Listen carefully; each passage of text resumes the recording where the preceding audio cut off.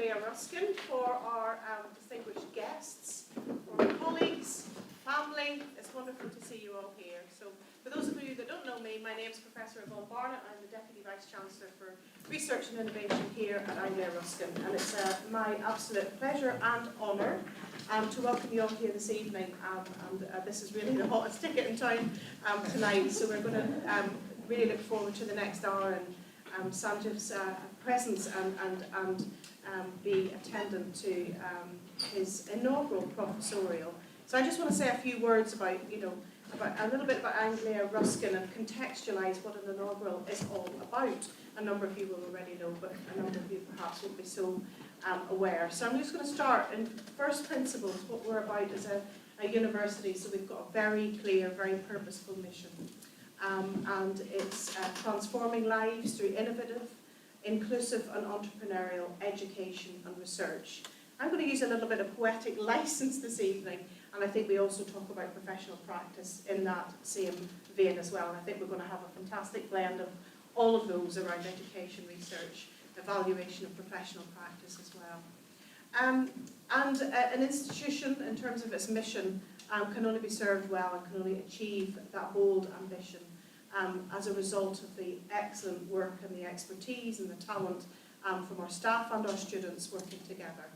And we take time not just to be ambitious and to plan and to work in co-production with partners in our various industries and in our interests, whether it's education and or research and or knowledge exchange, but really importantly, it's about affecting change and recognising and acknowledging those key colleagues who have sustained excellence and leadership and made really potent and important impacts in their sphere of reference.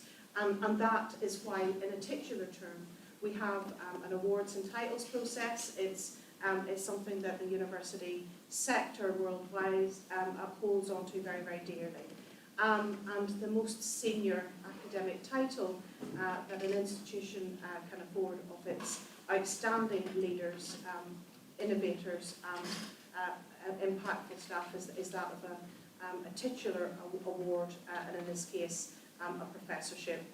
So Sanjiv put forward his application several months ago, and we scrutinised this within the institution, and really importantly, there were several independent assessors also scrutinised the application and came back to the institution with very strong commentary in terms of that absolute excellence that Sanjiv demonstrates. So the renown he has beyond ARU is significant, and many of you as collaborators, former colleagues and certainly family, perhaps family, you may find some of this new and really exciting and intriguing tonight. So it's an absolute honour then to be able to acknowledge such achievement with colleagues, and also then to provide them with a forum, which is this evening, to present an inaugural professorial lecture. And these are very difficult things to do because you have got a very mixed audience, and we are talking about a lifetime's achievement, leading achievement and impact. So good luck, Sanjiv. We are in your hands, but before we ask you to come to the floor, I want to ask my colleague, Professor Jackie Kelly, to say a few more formal words. So I really want you to enjoy this evening. I'm looking very much forward to it. Thank you, Sanjiv. Thank you very much, Yvonne. And again, just to extend Yvonne's warm welcome here to Anglia Ruskin University, to the Faculty of Health, Medicine and Social Care, and indeed here in these amazing surroundings of our School of Medicine. As Yvonne said, my name is Professor Jackie Kelly, and I have the honour and privilege of being the Pro-Vice-Chancellor and Dean of the Faculty of HEMS, as we abbreviate our Health, Medicine and Social Care faculty, and subsequently have the honour of working very closely with my colleague Sanjiv. So I'm absolutely delighted and really quite privileged, humbled, and if I confess, slightly nervous to be doing the introduction to everybody. I'm going to do that with the light. But I'm really, really delighted to welcome you all this evening, and obviously to introduce say a few words about our esteemed speaker on the occasion of their inaugural lecture this evening. So Professor Sanjiv Ahluwalia, Professor of Primary Care and Medical Education and Head of our School of Medicine here at Anglia Ruskin, there is a great deal to share about Sanjiv's career journey to date, and when I started to explore this, there's an awful lot to share. So suffice to say, I'm only going to give you small snippets and a few highlights in my introductions this evening. But Sanjiv grew up in London and he studied medicine at Guy's and St Thomas's Medical School, or Guy's and Tommy's as it can be often abbreviated by those who are in the know. And he qualified in 1994 and then went on to complete his GP training in Barnet in 2000. And I think that's really important, thinking about his leadership here at ARU, because really about the foundations of this medical school was about what we can do, linking in with our partners, and again it will link in with, I'm sure, Sanjiv's what he will share with us this evening. But it's really, really so valuable, all of his expertise and experience in the direction of this very new medical school here at Anglia Ruskin. Sanjiv then became involved in postgraduate medical training in 2002, initially as a training program director, and over the next 20 years, this is where he skims over all of these amazing achievements throughout, but over the next 20 years undertook a range of roles, and the last role that he held being a really critical role as the Regional Postgraduate Dean for London. And we engage with the current and former regional postgraduate deans across a number of areas, and it's really such a pivotal role, and that relationship is so important. And Sanjiv brings a great deal of insight, bringing that previous experience to his role here as Head of Medicine. So Sanjiv is Head of the School of Medicine since 2022, and he's also, as if he didn't have enough to do, a practicing GP in a surgery in Barnet in North London. He chairs the Primary Care Commissioning Committee for the MSc Integrated Care Board, so for Mid and South Essex, where he is also an Associate Non-Exec Director. And he has several other achievements to his name. He became a member of the Royal College of General Practitioners in 2000 with a distinction in his membership exams. And again, Yvonne talked about the quality of esteem, and this begins to give you a flavour of that in terms of his achievements. His research, as we'll hear, has focused on the relationship between GP education and patient care, and he was also heavily involved in the development of community-based educational networks, which latterly now known as training hubs. More recently, Sanjiv, in his role here at ARU, has led the graduation of our first medical students at ARU and has led the development of the first medical degree apprenticeship, which will be delivered from Anglia Ruskin, here from our medical school in September of this year, the first in the UK. Sanjiv has played a role in supporting a multi-professional approach in education and workforce development, and I've really been aware of that. I joined Anglia Ruskin in February as the PVC Dean here for the faculty, and I've been absolutely overwhelmed by how closely Sanjiv has worked with colleagues not only within the medical school but across the faculty and across our wider networks in relation to that multi-professional approach, which, as we know with the NHS long-term workforce plan and other developments in health and social care delivery, is so important in terms of how we work together and collaborate in that multi-professional space.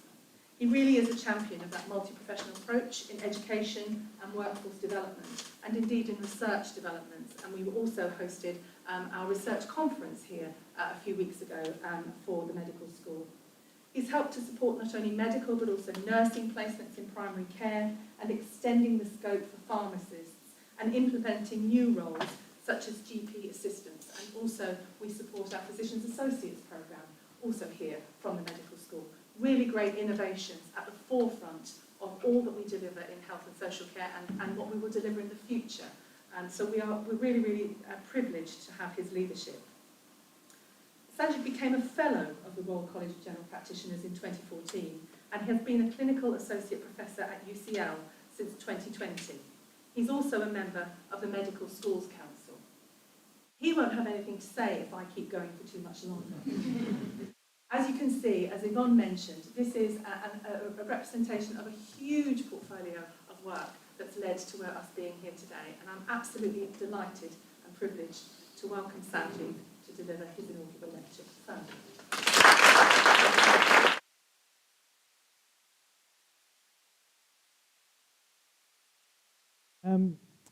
Thank you very much indeed, Yvonne and Jackie, for such kind words. Thank you to all of you as well for being here, because all of you, in one shape or another, have been part of my journey, and all of you will see yourselves in these slides. So I will start by making an abject apology. I am sorry if I missed someone through the course of this evening. Please do not be offended, and I promise I'll buy you a drink afterwards. I would also like to say thank you to colleagues who've come from far and wide, some from as far away as Kent and Southampton, and I am really grateful for your journeys. You are an important part of my life as well, and I thank you very much for showing the support of being here today. Excuse me, I've got a slight croak in my voice because I'm slightly overwhelmed with nerves and with emotion at standing in front of you. When I was conceiving of this talk, the one thing that seemed blindingly obvious to me was that I really do need to talk about education and service. And actually what I really need to talk about is the intricate but also very fragile relationship between the two. Because actually sometimes we struggle to understand it, and we struggle to understand and conceive what the impact of the two are on each other. So I hope through the course of this next hour, you will begin to get a sense of how that relationship works through the lens of my work over the last 15 or 20 years. So I'll give you a little bit about, and this is, I was talking to a friend of mine who said that actually these things are meant to be autobiographical.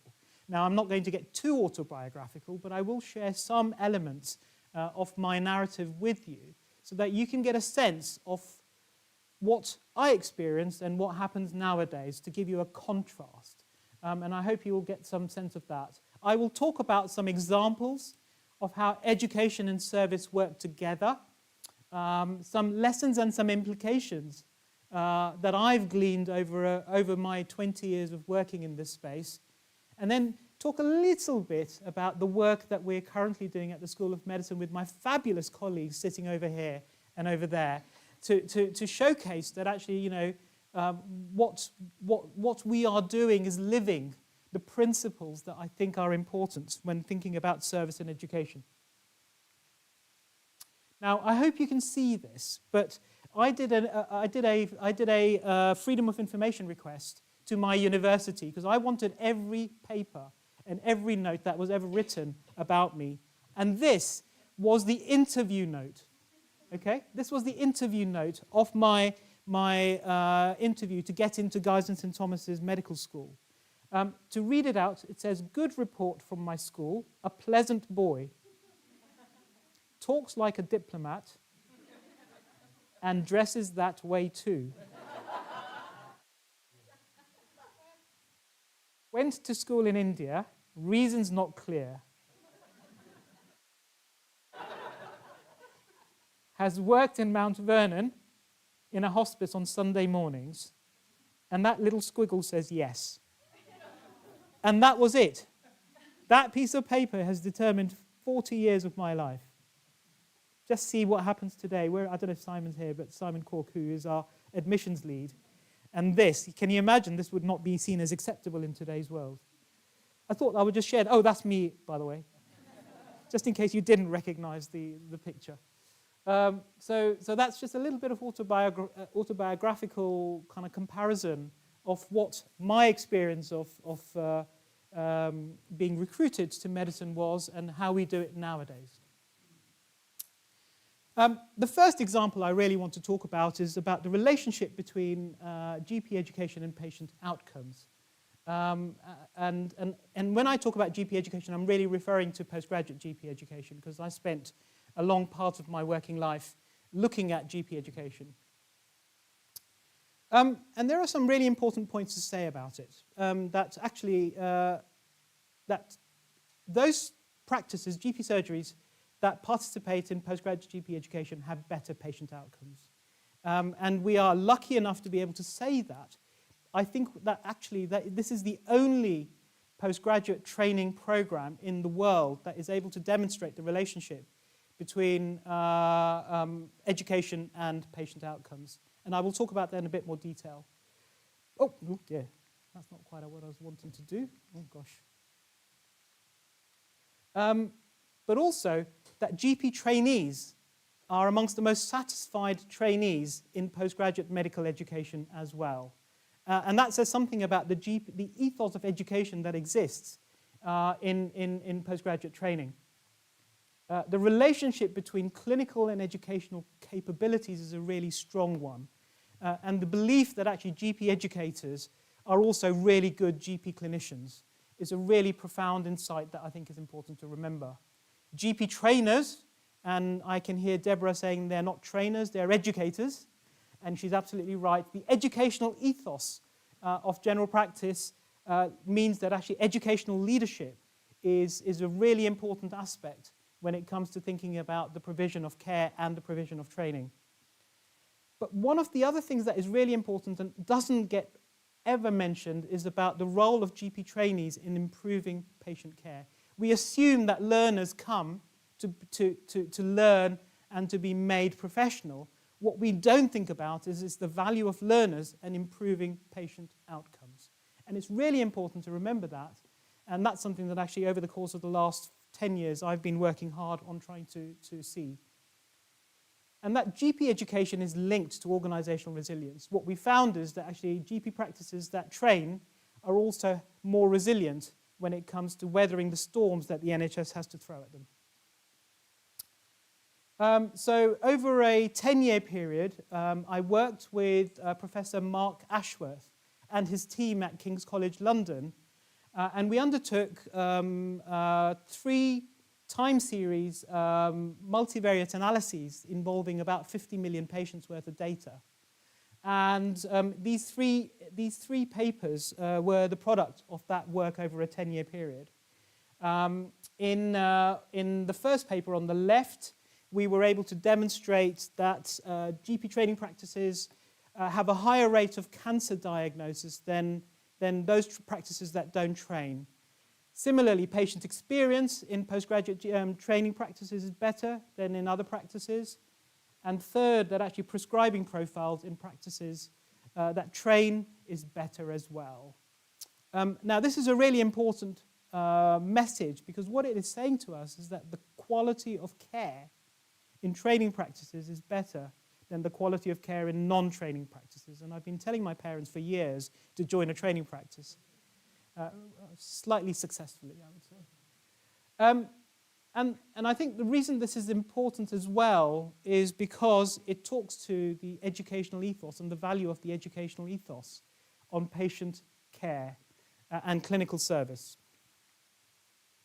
We have a 4th multivariate analysis due to be published, and that paper also demonstrates that actually the number of patients being admitted from the community is lower if you're registered with a GP training practice compared to a practice that doesn't train, and that the saving involved is in the region of about 15 to 20 million pounds a year across the UK, and over a 10-year period that adds up to about 200 million pounds worth of saving as well.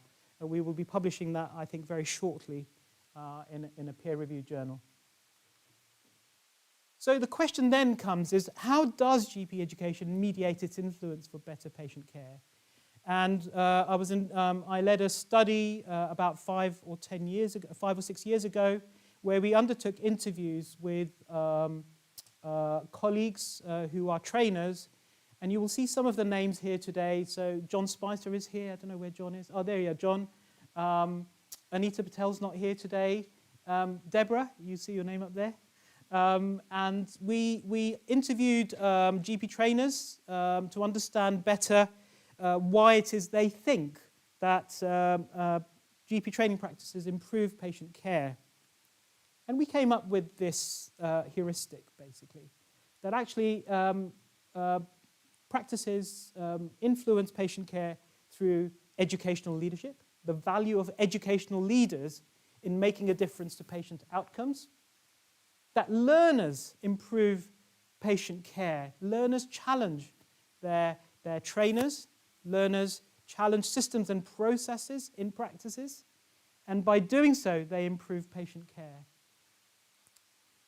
There are standards of accreditation that we apply to organizations that teach and train, and those standards have an indirect impact upon improving outcomes for patients, and that there is something about the educational process, such as reflective practice, team-based learning, use of reflection, that improves patient care as well. So this was quite an important paper from my perspective, because it began to give us a sense of why it is that that education improves patient care. These are some quotes, and I'm not expecting anyone to read all of them, but perhaps the one that I would ask you to think about is this one. Being the leader did provide power in the practice. It provided an external validation. You're not just a GP working as a GP in the surgery. You've got an outward-looking face with other people. Therefore, your partners turn to you for some form of leadership. You're meeting with other people in other leadership roles, so it's influencing you as a leader. Most of us learn from others doing certain roles, so you bring that back into the practice.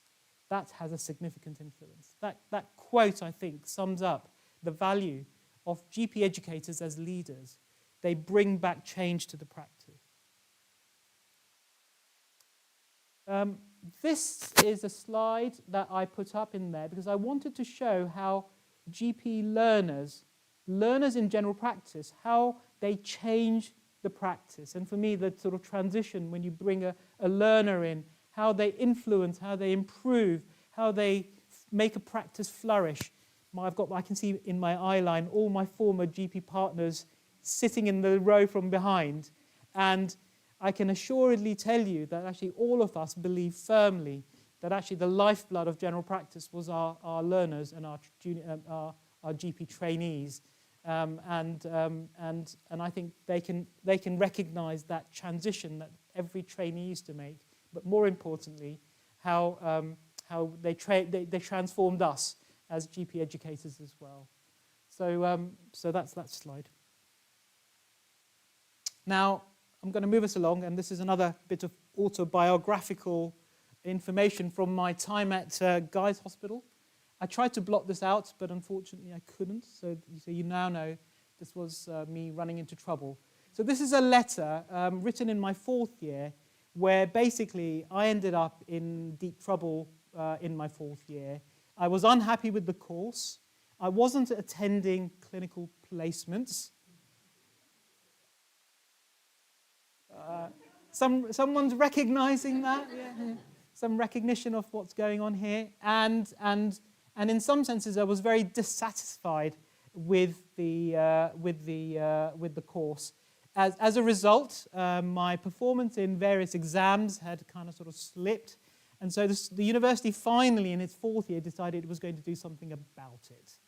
And so their proposal was that I would meet someone called my personal development tutor. So I didn't meet my personal development tutor until, for the first time, I met them in the 4th year.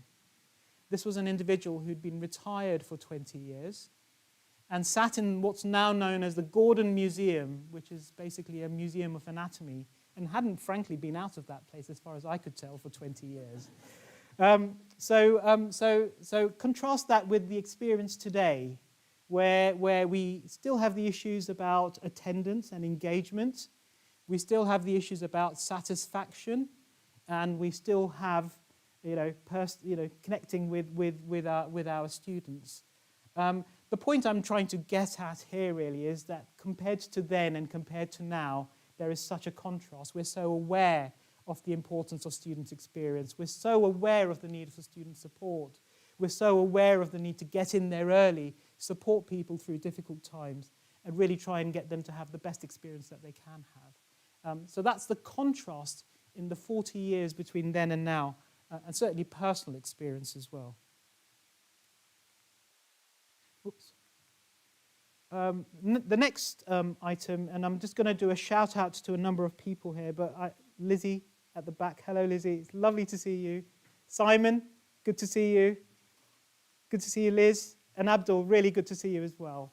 And I call those people out particularly because of the work that they have done with me in relation to community-based educational interprofessional clinical education. So I think some of our colleagues, John Spicer, Abdul, myself, and Nav, were sitting around thinking, well, we do need to do something. This was after the Lansley reforms. The PCTs had closed down, and we pretty much lost all the infrastructure for community-based education because the PCTs disappeared across the land.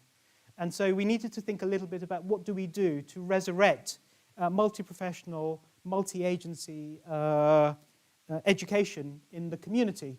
And so we conceived of the kind of sort of idea of a CEPN, which was a community-based educational network, which was localized to a borough in London, community-focused,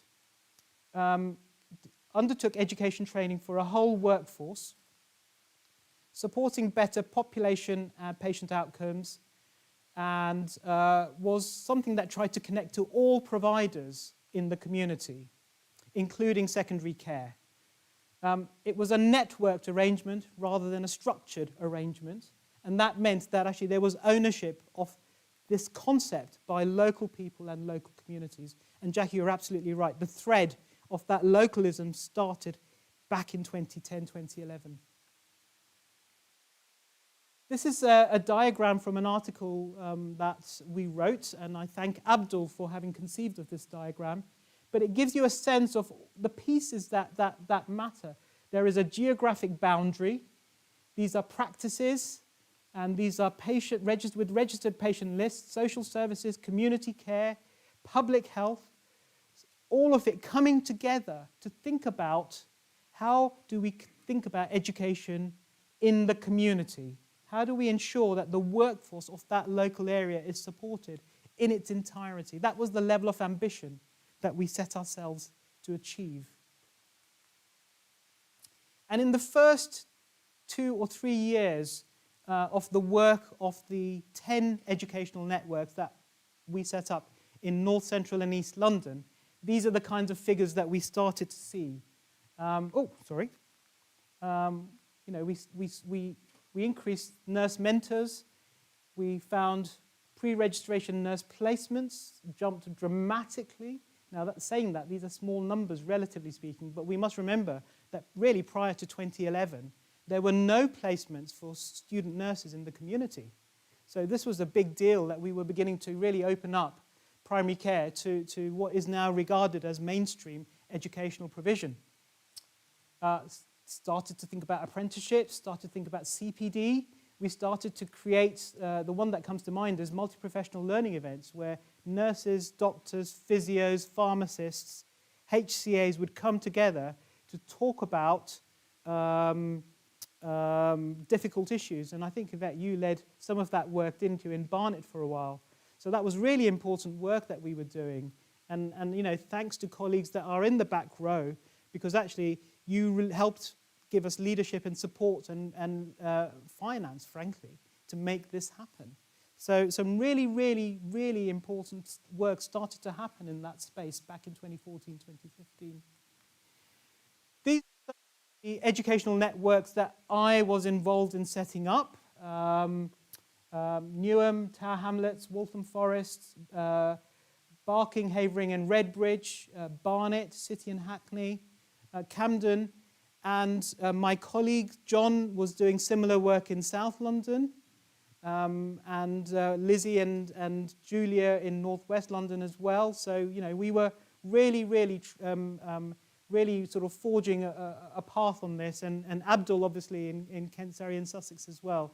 So some really exciting work was going on in the background.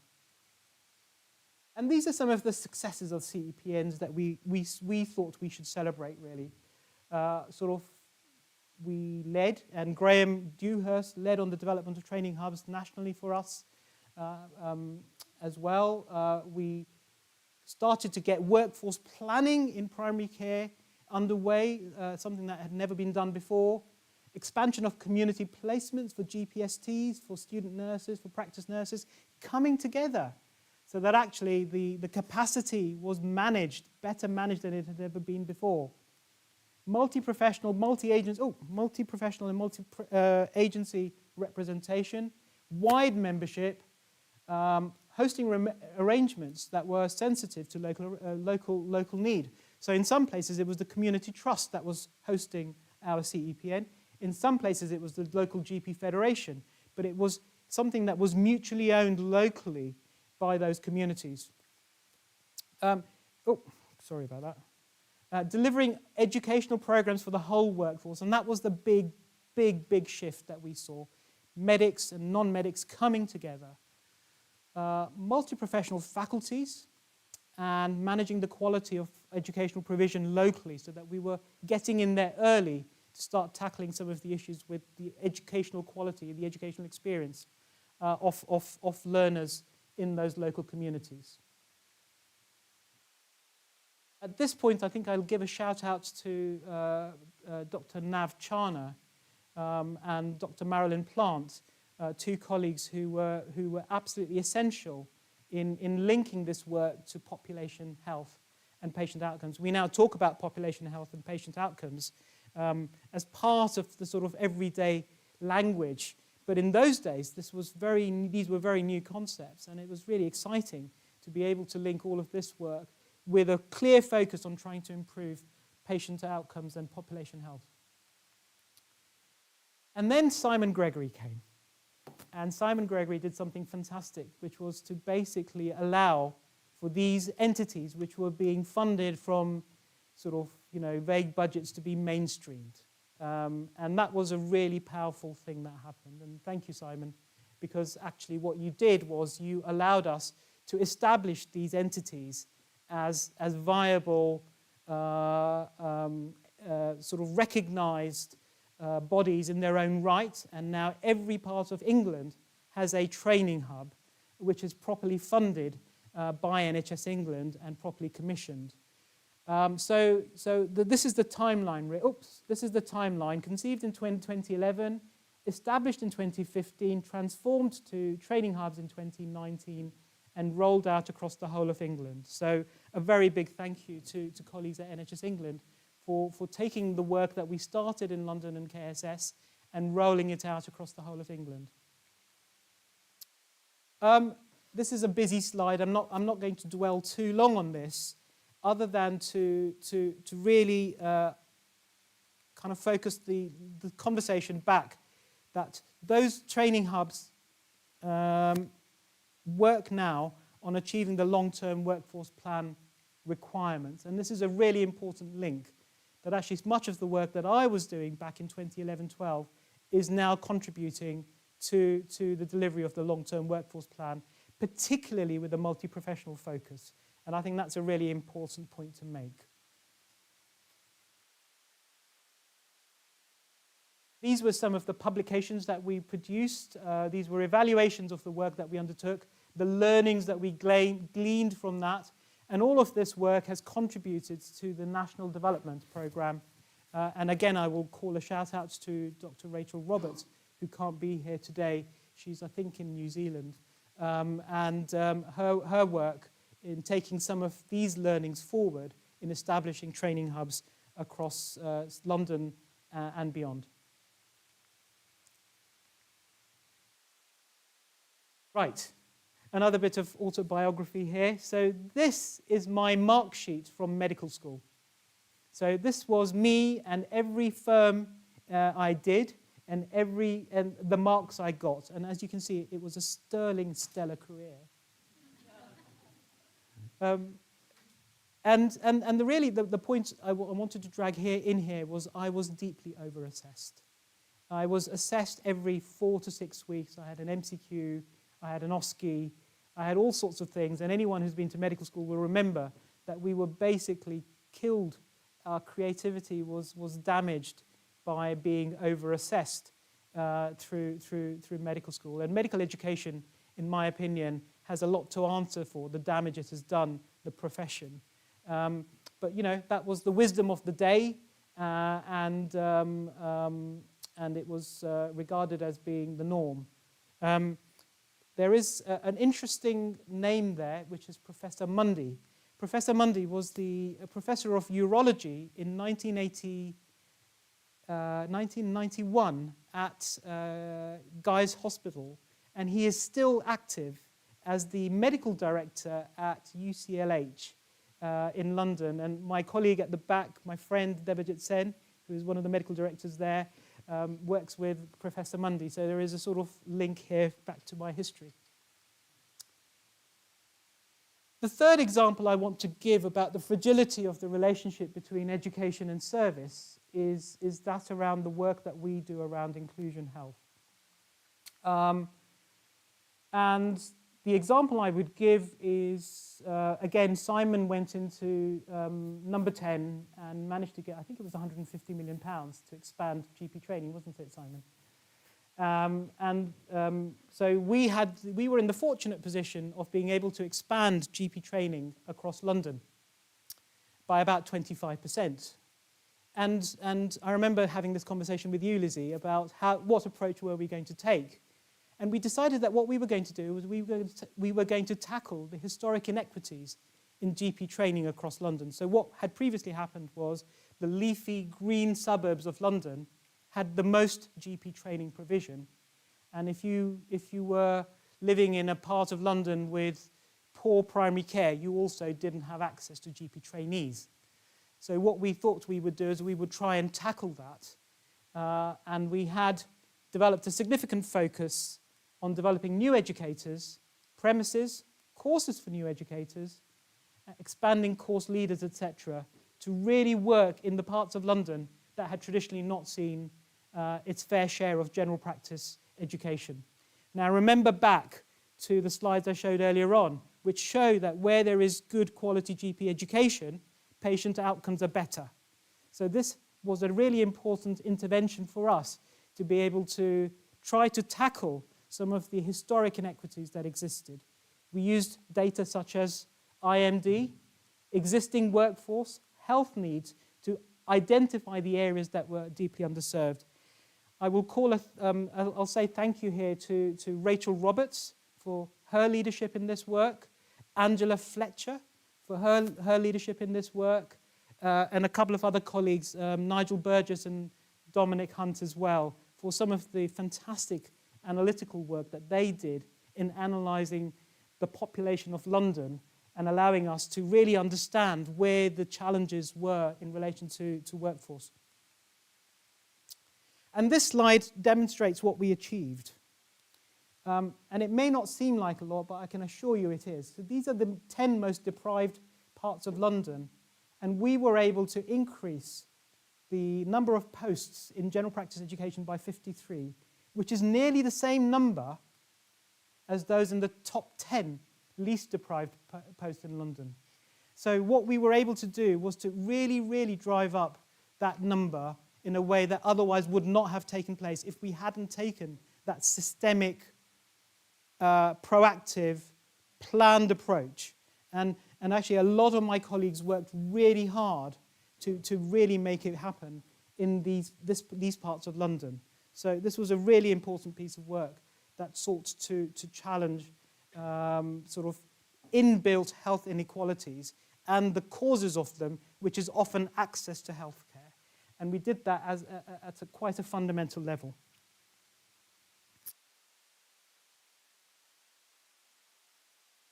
Recently, I've been working with you, Margaret, and Sophie and Christina, to really understand whether medical schools in England actually think about health inequalities, and in particular the needs of populations who are excluded from society. And our early findings suggest that actually we have a long way to go. Medical schools on the whole use low-level interventions when it comes to thinking about inclusion health education.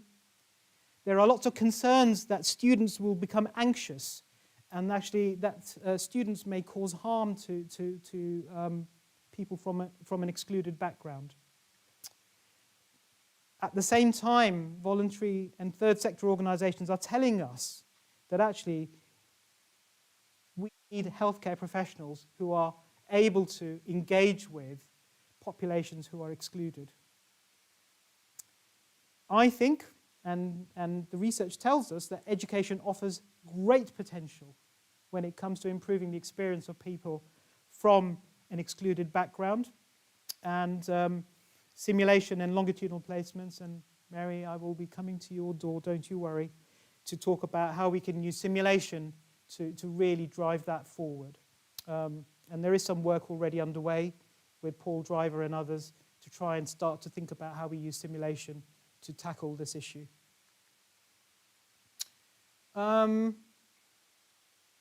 These are a couple of quotes from the work that we've been doing. If a medical student is culturally aware, they won't be part of compounding stigma, and therefore individuals will access healthcare more and earlier, increasing positive health outcomes. At present, all of the training is third sector and opportunistic, usually with self-selecting audiences. There needs to be a mandated approach early on to reach everyone.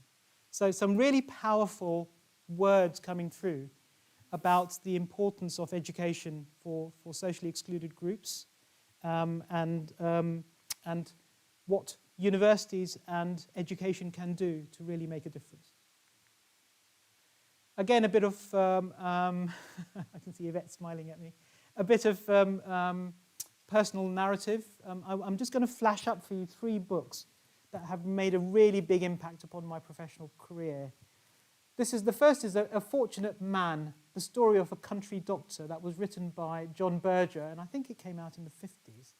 But it really described the challenge of providing primary and community care for a close-knit community.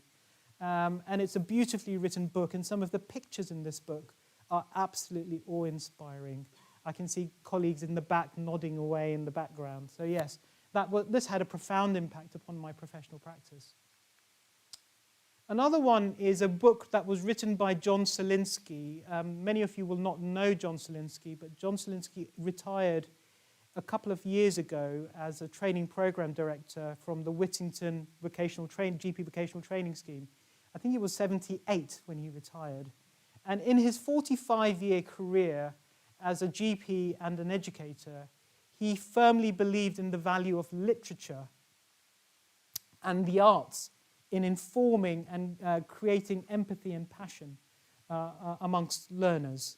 And this book was a narrative about how he used to stay back in the last hour of every day of his clinical life, and used to give it to anyone who would walk in so that they could just come and talk. It was a sort of psychotherapeutic approach to medicine.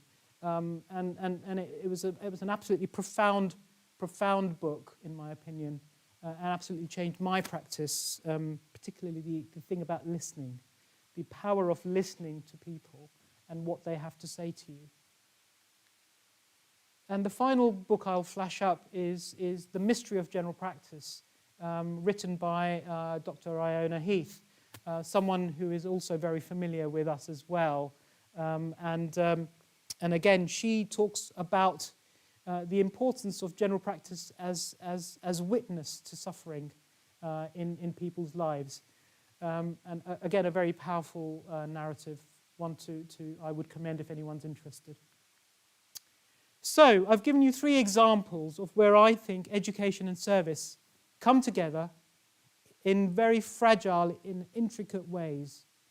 And that fragility and that intricacy are co-mutual. Education is fragile without service, and service is fragile without education. I'll just draw together some inferences from my work, and these are my inferences, so I do apologize if anyone disagrees with them. I think there is emerging evidence that education has a profound influence on patient outcomes as well as learner experience. Just because we've been able to demonstrate it for general practice education doesn't mean it doesn't apply to other sectors of education as well. ANPs matter, pharmacists matter, and we've really got to value all of those learners as well. I know Simon has been doing a lot of work looking at secondary care-based medical education as well. Educational leaders foster the next generation of the workforce, but they also influence services as well. And we don't celebrate enough the importance of clinical leaders, educational leaders, in improving service. Our world is focused on education, but we forget that actually by doing that, we're also making a difference to service. Educators sit at the interface between clinical education, clinical care, and organizational service redesign. Every time we change rotations, we're having an impact upon patient care. Every time we increase the number of people we send into a hospital, we're making a difference to patient care.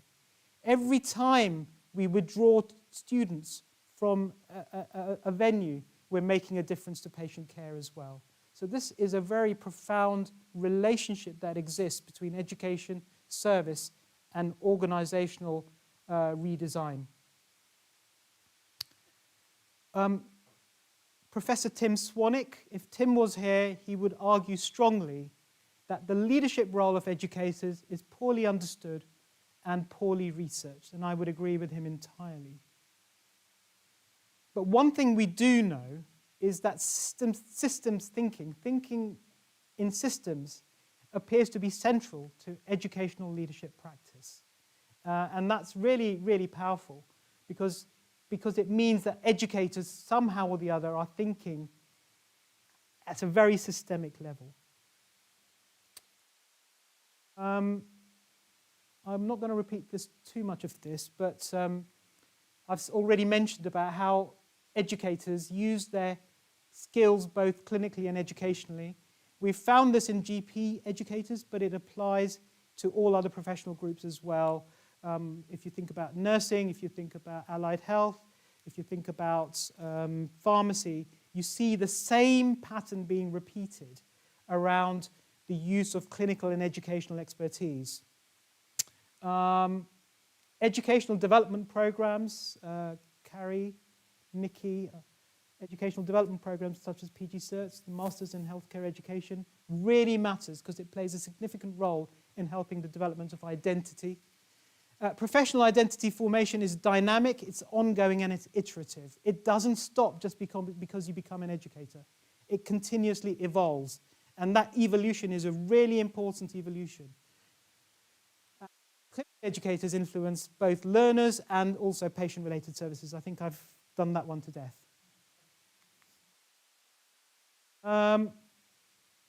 So, more inferences.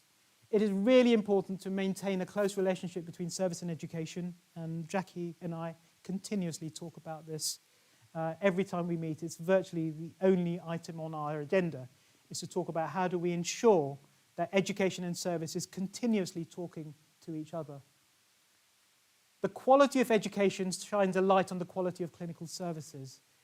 Liz, you and I have written about this, that our learners are the canaries in the mine. They tell us when things are going wrong well before the service knows that things are going wrong. Investment in education has knock-on benefits to service delivery.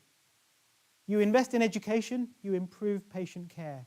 There is no argument in my mind about it. Incorporating education in service redesign plans is essential for successful change management. Charlotte, good to see you here. And that's what we're going to try and do, isn't it? And education as a driver for service change is increasingly being recognised in the NHS.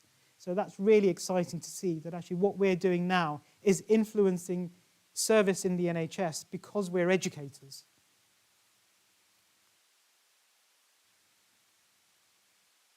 I'm going to skip this slide, except for intervention needs to take place at multiple levels and angles for success. Just fixing something once isn't going to make a difference. You have to work with a whole system if you really want to make an impact. So, I don't know how I'm doing for time. 5 minutes? Thank you. I'll try and squeeze that in. I can't believe it's been an hour already. You've been very patient with me. Looking forwards. Developing a local workforce for a local community. I think you've all heard me talk about this at length. But this is what I call a multi-level intervention, working with an NHS provider on an ongoing basis and thinking about it into the medium to long term. My shout out here is to colleagues at ESNEFT in particular, who have been very powerful in helping us make this happen. So we're working with local schools to promote a career in medicine, but that's not enough. We have to make sure that we provide high quality clinical placements and we develop clinical schools that ensure that the experience of their students is the best it can be in that hospital. And that we provide a route in for some of those people from the most deprived communities so that they do not see finance as a barrier to coming into medicine. I'm very lucky to have been able to negotiate that our undergraduates can be allocated locally to local trusts, and thank you very much to colleagues at NHS England for allowing us to be able to do that, because what it means is that next year 60% of our final year medical students are going to stay in Essex, and that is a real success for us as a university and as a local community, and that reflects the fact that actually we have a multi-level intervention for a complex system actually succeeding. Next medic, a shout out to Enamel, where is he? A shout out to Enamel, the young man, for doing a fantastic job of working with our schools and colleges in the most deprived communities in Essex and really, really making a difference. This is a slide pack from one of Liz's slides, and this is just a reminder that the medical doctor apprenticeship, I'll say it again, ARU is the first university in the UK to be recruiting to an apprenticeship program in medicine this September. This is an article that Liz and I wrote about the quality of education and what we need to do about it, with a particular reference to the North Middlesex Hospital from a few years back. That was a painful experience. And this, Joe Johnson, I don't know, there you are, Joe. An important point to make, that the relationship between service and education cannot also take place without thinking about research. And it's really important to remember that actually we might create a load of educators, but we also need to make sure that they understand the value of research. So right from creating research opportunities for medical students through intercalation options, specialist foundation posts, ACFs, and clinical lectureships. Joe, you've been successful in bringing in, what, £3.5 million worth of income to the university? Congratulations. And I'm very proud to be associated with that work. And finally, a piece of work that I've been doing with colleagues around John Spicer again, Rupal Shah, about is the way we teach ethics in medicine, is it fit for purpose? And my answer is no, it's not, because we do not take into account the dynamic nature of the relationship between patients and clinicians, and we do need to revisit that. So there's a few articles which we wrote. The hermetic window is our way of trying to make sense, and John Lorna, myself, Rupal Shah, and Bob Clark. Where is Bob? And Bob. We put together this lovely diagram, and the most important part of this diagram is this box here, helping individuals make sense of what they're living through. We don't do enough of it, I think, and we need to ensure that our learners understand how to help their patients make sense of the world and the experiences of being alive. Thank you. I have one final slide to show, and it's this one, really. These are my family, my friends. These are the people who have seen me through some very difficult times. They are my inspiration. They are my love. So thank you to all of them. That's Paula with a knife, I think, going for me.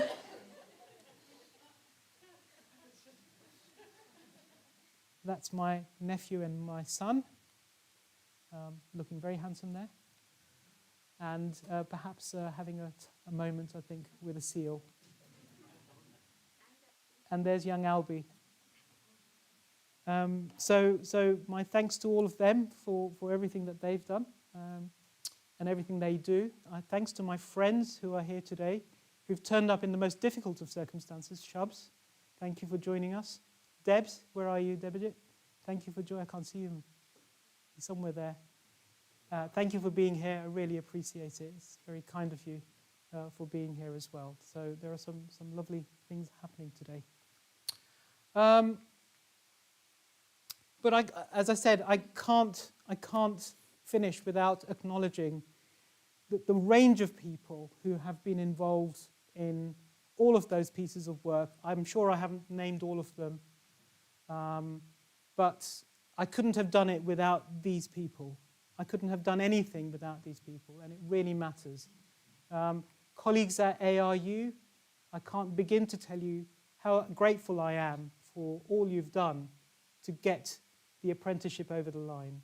It was probably one of the hardest things I've ever done, and I'm really grateful to you for the work that you've done in supporting me and my team in making it happen. The clinical academic workforce, we have to extend our thanks to people like Professor Patrick Maxwell, Professor Bill Irish, Professor Tony Young, for the work that they've done in helping us get that over the line.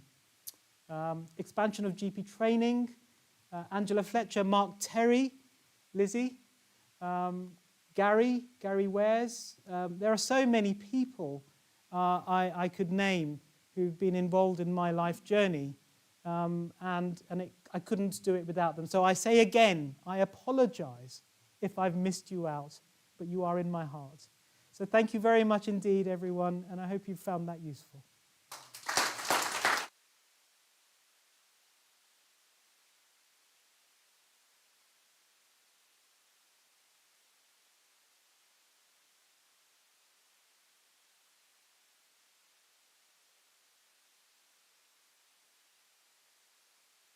Questions and answers? Okay. We're going to put them on the spot a little bit. So conscious of time, and obviously the heat and refreshments will await, but just a couple of questions perhaps, just to keep Sanjiv on the hot spot for a few minutes more.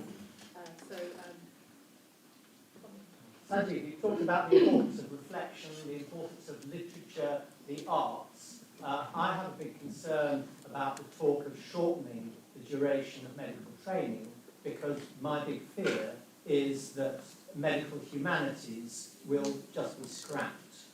What's the place of medical humanities in your medical apprenticeship programme? How will students learn all the things that you wished you'd been doing when you were feeling dissatisfied? Thank you, Bob. It's a really important question. I don't think that the talk about reducing undergraduate medical training is a universal conversation. Some places will want to do it because it matters to them and it's appropriate for them to do it. For other places, it will not be.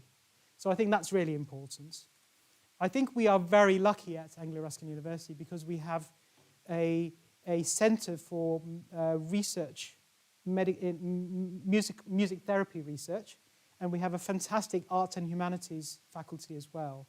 And we are in some very, very early conversations about how do we begin to integrate the humanities into the undergraduate program. We already have a lot of provision, but we think we need to do more.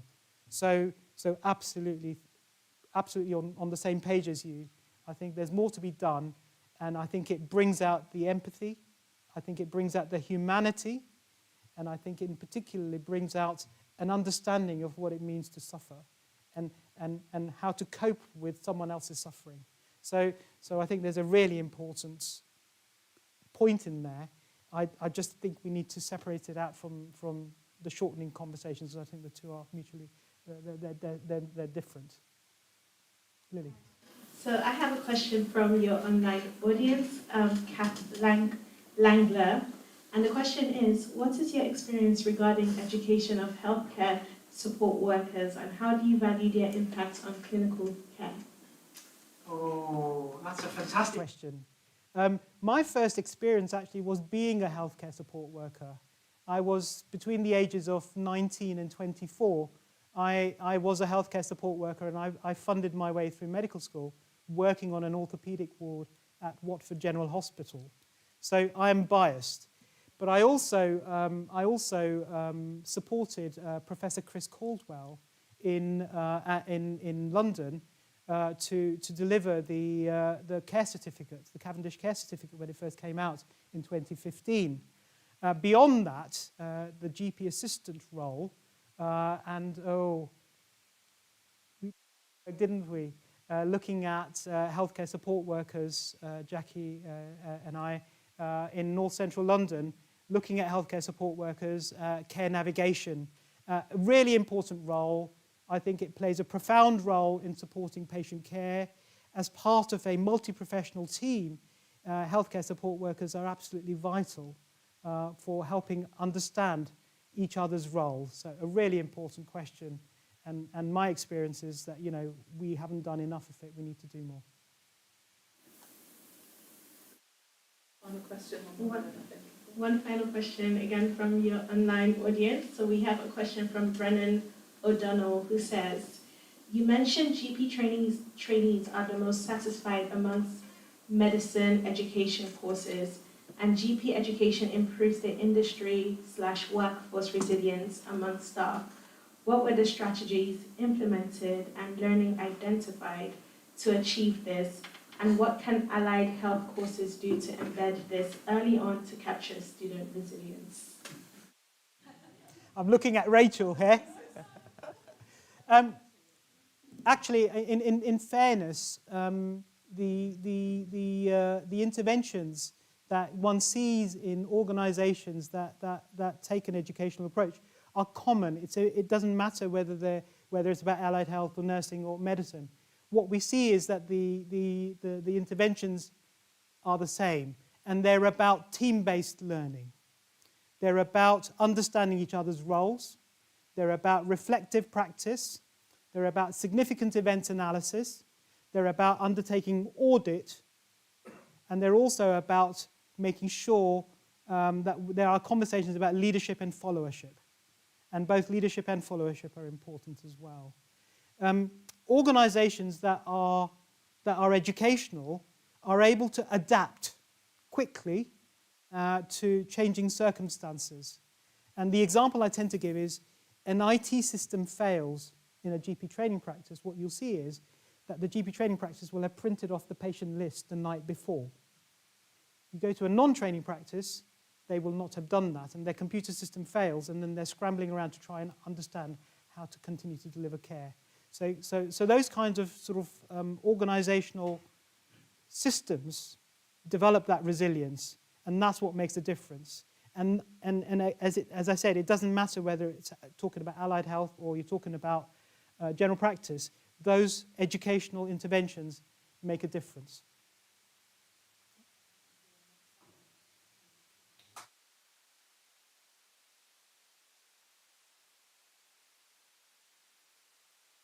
One request, which is to say that today we have also launched a report from the work that we've done around inclusion health and undergraduate medical schools.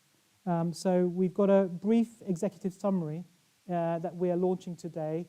And so if you'd like to have a copy of it, for some of you, I look at this group here and look at some of those over there, then please do come and take a copy of it.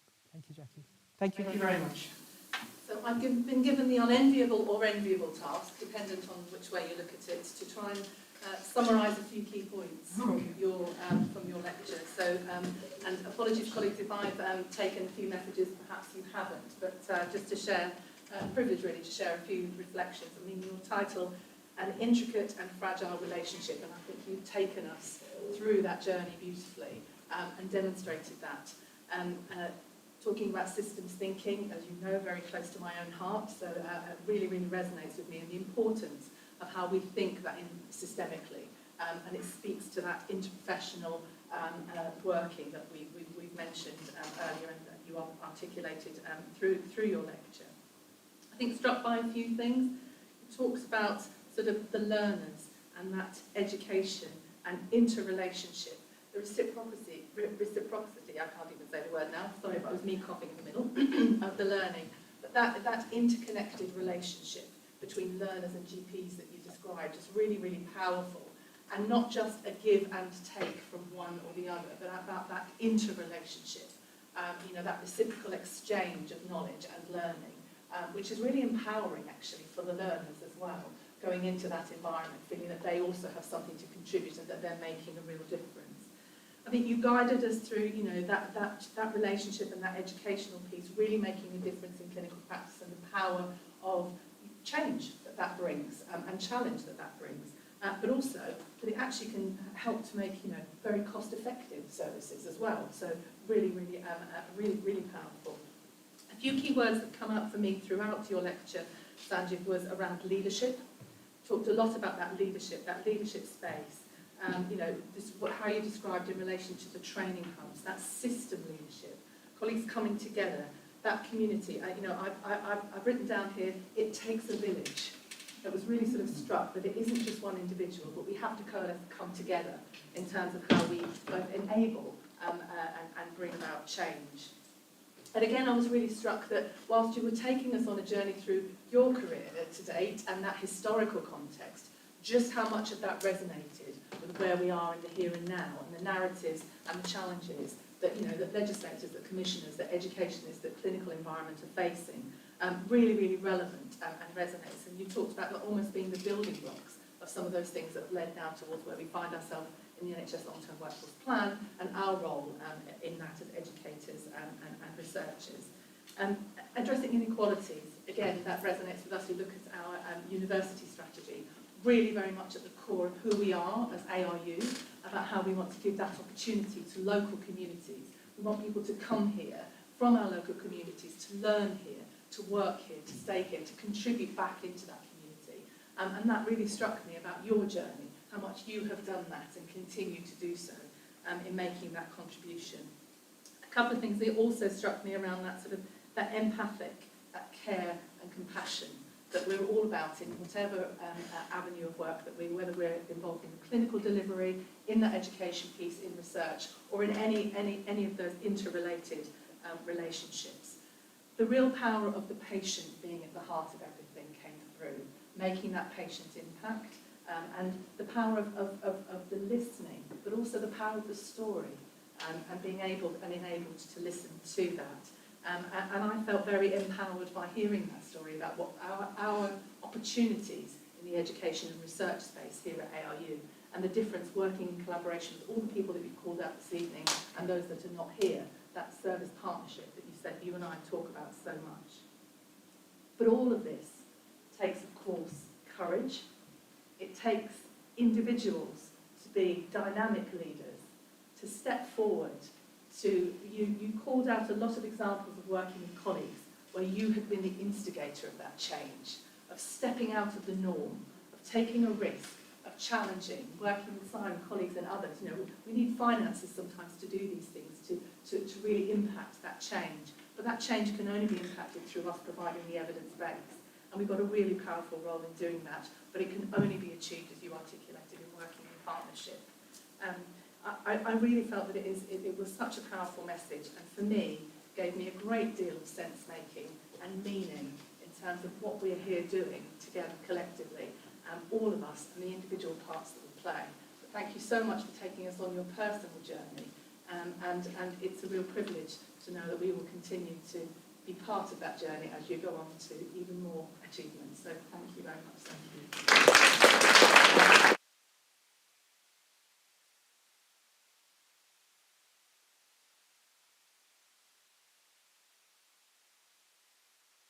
Thanks for your lecture and congratulations.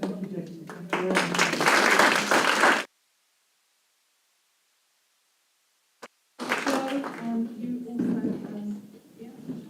Oh. Wasn't expecting that. School of Medicine, that's it. Oh. You guys, thank you so much.